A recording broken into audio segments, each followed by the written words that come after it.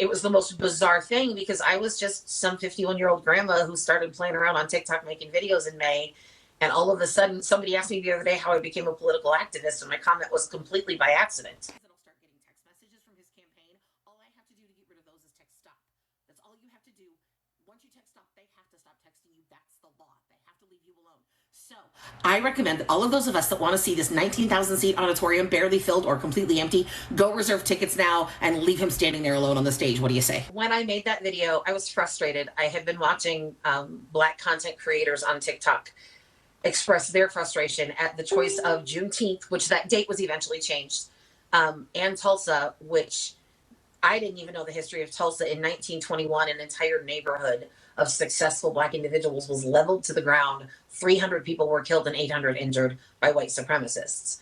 In light of the current climate in this country, to have a political rally on Juneteenth, which is Black Independence Day, in that city seemed a very tone-deaf choice. And a lot of Black people I knew felt very unseen and disrespected. The goal was always to get the number high enough that it would get some attention so that I could get the word about things like Black Wall Street out. The fact that there's only so much that schools can teach in history classes, true, but there's so much about certain parts of the history in our country we just don't talk about and we just don't know about.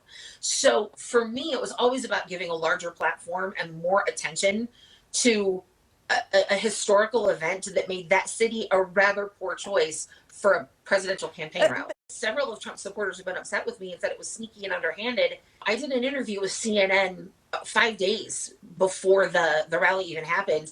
And he went to the campaign and said, this is happening on Twitter and TikTok. Your numbers are as high as they are. Do you think there's a connection? And the campaign then said, no, it has absolutely nothing to do with it. I've had so many 20-somethings and teenagers contact me, and parents of teenagers contact me and say that they feel empowered to speak up. And so I've had parents coming to me and saying, my kid is suddenly super interested in being involved in politics because they did this thing.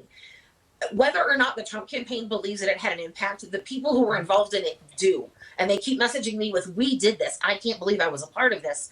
So if nothing else, we've motivated younger citizens to be aware of and to be engaged in and to be active in politics and activism and working for justice. And I think that's a win-win for everybody, because if we can get them engaged in their teen years before they can even vote, if we can get them working on campaigns and speaking out on social media, they're just going to be that much more actively engaged when they are of an age to vote and run for office.